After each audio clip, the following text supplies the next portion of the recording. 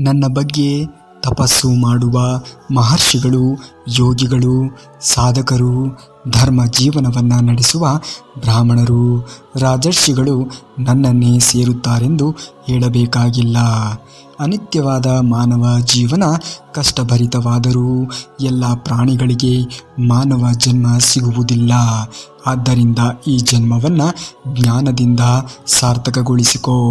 ನಿನ್ನ ಮನಸ್ಸು, ನಿನ್ನ ಬುದ್ಧಿ, ನಿನ್ನ ಯೋಚನೆ ನಿನ್ನಲ್ಲಿಯೇ ಲಗ್ನ ಮಾಡು. ನಿನ್ನ ಬಗ್ಗೆ ಯೋಚಿಸು, ನನಗೆ ನಮಸ್ಕರಿಸು, ನನ್ನನ್ನು ಪೂಜಿಸು, ನನ್ನಲ್ಲಿ ವಿಶ್ವಾಸವನ್ನು ಇಡು.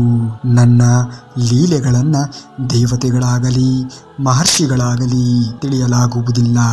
ಏಕೆಂದರೆ ಸರ್ವ ದೇವತೆಗಳಿಗೆ, ಸಮಸ್ತ ಮಹರ್ಷಿಗಳಿಗೆ ಮೂಲ ಕಾರಣನಾದವನು ನಾನೇ. ನಾನು ಜನ್ಮರಹಿತನೆಂದು, ಅದಿಪುರುಷನು ಎಂದು, ಸಕಲ ಲೋಕ ಪಾಲಕನೆಂದು, ಸರ್ವ ಜೀವರಕ್ಷಕನೆಂದು ತಿಳಿದ ಮಾನವನು ಮಹಾಜ್ಞಾನಿ. ಇಂಥವನು ಸರ್ವ ದುಃಖಗಳಿಂದ ವಿಮುಕ್ತನಾಗುವನು.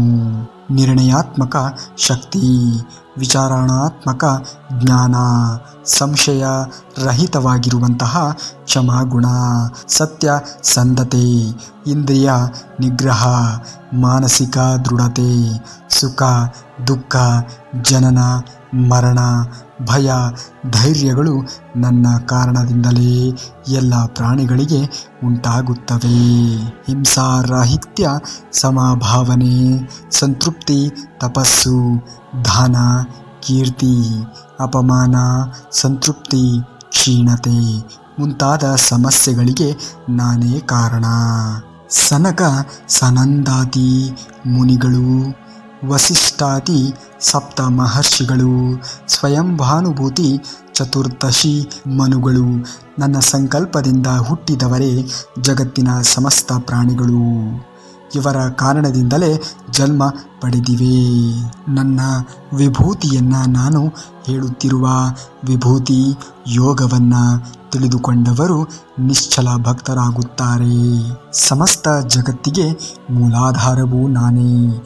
ನನ್ನ ಕಾರಣದಿಂದಲೇ ಹಲವು ರಾತ್ರಿಗಳು, ಋತುಗಳು ಚಕ್ರದಂತೆ ಪರಿಭ್ರಮಿಸುತ್ತಿವೆ. ಇದನ್ನು ಜ್ಞಾನವಂತರಾದ ಭಕ್ತರು ಮಾತ್ರ ತಿಳಿಯುತ್ತಾರೆ.